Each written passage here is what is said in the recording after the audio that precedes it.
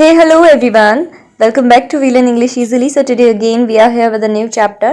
और जैसा कि आप सब जानते हैं हम NCERT की बुक्स पढ़ रहे हैं और आज हम क्लास 5 की बुक पढ़ने वाले हैं और हमारे चैप्टर का नाम है द लिटिल बुली। बुली का मतलब होता है एक ऐसा व्यक्ति जो दूसरों को डराता है, धमकाता है, ठीक है।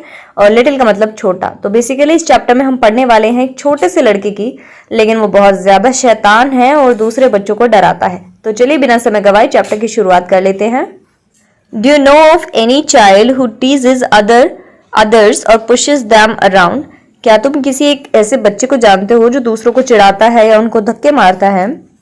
What would you call such a child? आप ऐसे बच्चे को क्या कहेंगे?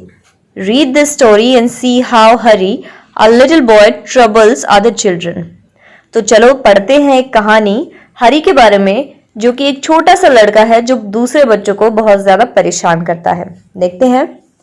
Once upon a time, एक बार की बात है, not so very long ago, बहुत ज्यादा पहले की नहीं, there was a small boy called Hari. एक छोटा लड़का था जिसको सब हरी कहते थे। Although he wasn't very big, यद्यपि वो ज्यादा बड़ा नहीं था। He was strong and he loved to tease all the boys and the girls who went to school with him. लेकिन फिर भी मतलब वो बहुत ज्यादा ताकतवर था और उसको दूसरे बच्चों को, जब वो सब एक साथ स्कूल जाते थे, उनको चिढ़ाना बहुत पसंद था। चाहे वो लड़का हो या लड़की हो, वो उन सबको डराता था। What he loved to do most was to pinch. और उसको सबसे ज्यादा पसंद था चूटी काटना।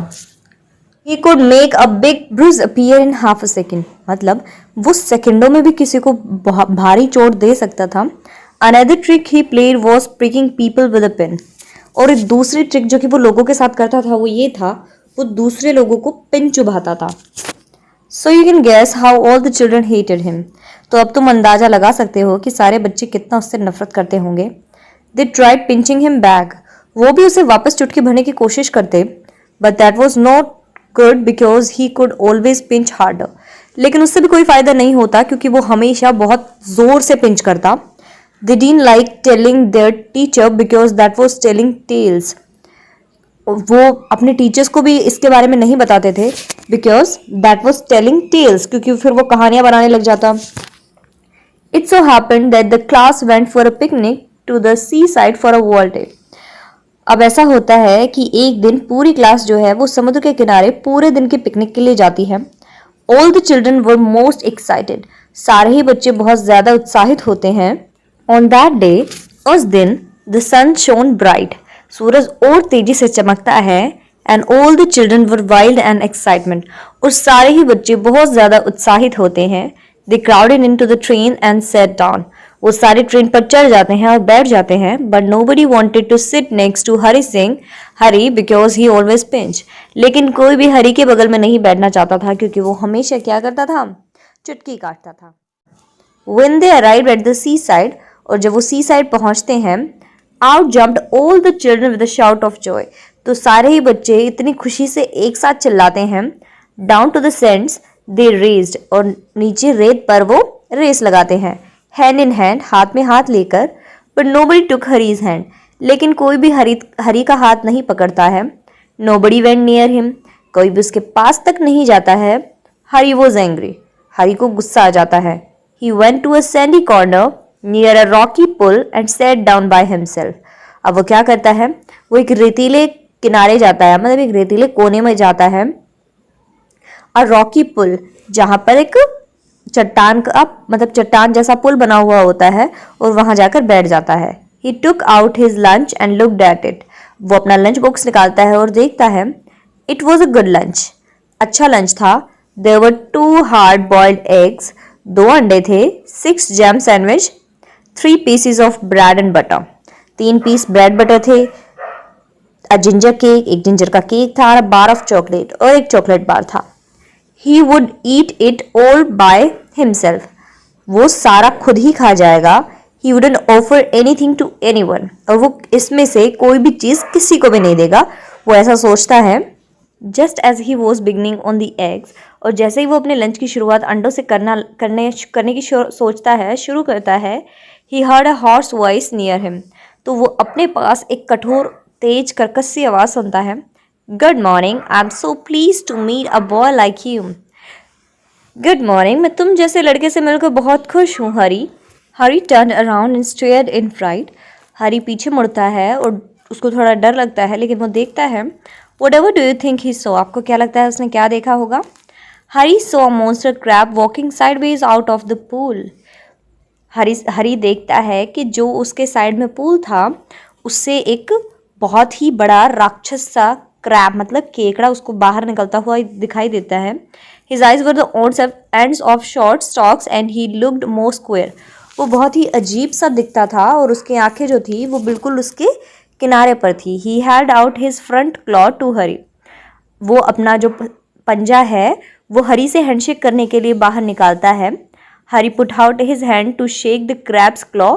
और हरी जो है वो अपना हाथ उस क्रैब की तरफ बढ़ाता है हैंडशेक करने के लिए। But to his surprise and anger, the crab opened his pincers and nipped his hand so hard and the little boy yelled. लेकिन एक स्ट्रेंज बात ये होती है, वो जो क्रैब है वो हरी से हैंडशेक करने की बजाय जो अपने बड़े बड़े दांत होते हैं, जो उसके बड़े बड़े पंजे होते हैं, उससे वो बहुत जोर से हरी का हाथ पकड़ लेता है। हरी को बहुत ही ज्यादा चुभता है वो, और वो बेचारा चिल्लाता है। Oh, here is my good cousin, said the crab pleasantly. वो कहता है कि अरे वाह, तुम तो बिल्कुल मेरे चचेरे भाई जैसे हो हरी। Here is Hari's horror. हरी बहुत ज़्यादा डर जाता है। He saw a large sandy lobster crawling heavily out of the pool. अब उसे दिखाई देता है कि उसी पूल से एक बहुत ही बड़ी झींगा मछली भी बहुत ज़ोर से उसकी तरफ दौड़कर आ रही होती है, मतलब रेंग कर आ रही होती है। The little boy could stop him. The lobster took his hand in his great pincer-like claws and pinched it so hard.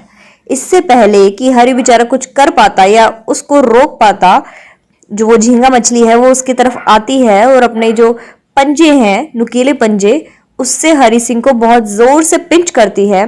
So hard that Hari Singh yelled in pain. और इतनी जोर से कि बेचारा हरी जो है वो दर्द की वजह से बेचारा रोने लगता है। Then he stared at the pool in surprise. उसके बाद वो बहुत ज़्यादा स्टार्टल्ड हो जाता है, मतलब बहुत ज़्यादा सरप्राइज हो जाता है, चंबे में आ जाता है और पूल की तरफ घूरता है। Out came sandy coloured shrimps and prawns, more crabs and another large lobster and they pricked Hari till he was soon black and blue with their pinching.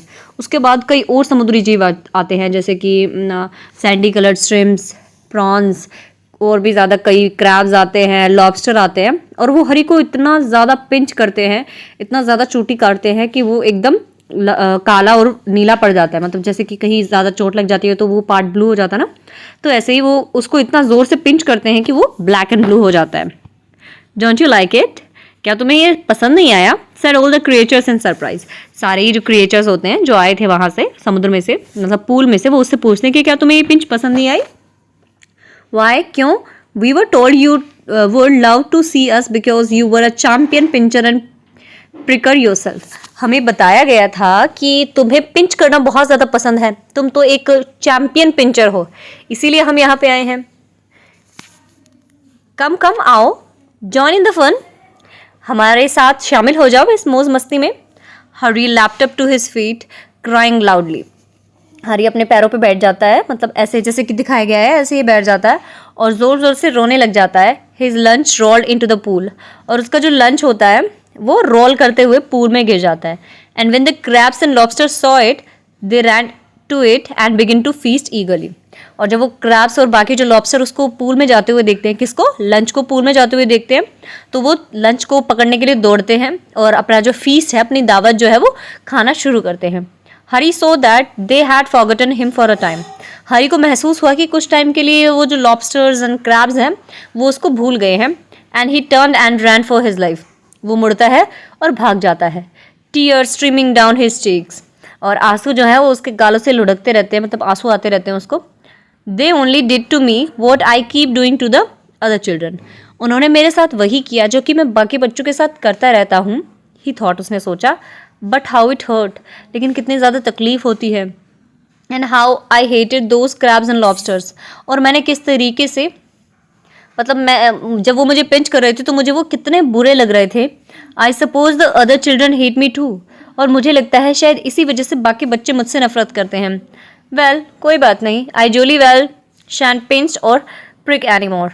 अब से मैं कभी किसी को ना तो पिंच करूंगा और ना ही कभी किसी को प्रिक करूंगा, मतलब ना तो चूटी काटूंगा और ना ही मैं किसी को सताऊंगा।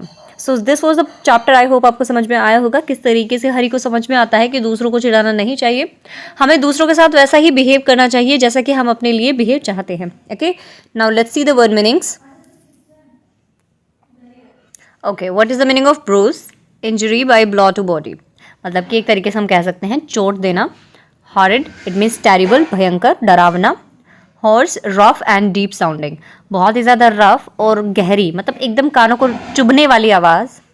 पिंसर, ग्रिपिंग टूल, किसी को पकड़ना। स्टॉक का मतलब होता है मेन स्टेम, डाल या डंठल।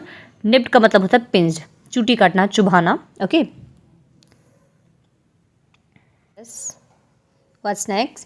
Now that you have read and understand the lesson, can you answer these questions? You can put a tick on the correct answer. Okay, let's see. Why did all the children hate Hari? सब बच्चे जो थे वो हरी को क्यों पसंद नहीं करते थे? Because he would not talk to anyone. Because he always pinched them. Because he loved stealing their food. Okay, you'll have to tell the answer in the comment section. Okay, because I have taught you the chapter. Next. Nobody took Hari's hand. Nobody went near him. Nobody played with him. This shows that Hari had no friends. Okay, and this first question's answer is because he always pinched them. Next question is, which of the following action would make a friendly person? Write them down. Respecting other people, giving people rude names, pushing a smaller boy and making him cry, being helpful to everyone, helping your classmate in school, mocking at friends and hurting their feelings, protecting a weaker person. Okay, according to me, this is gonna be respecting other people,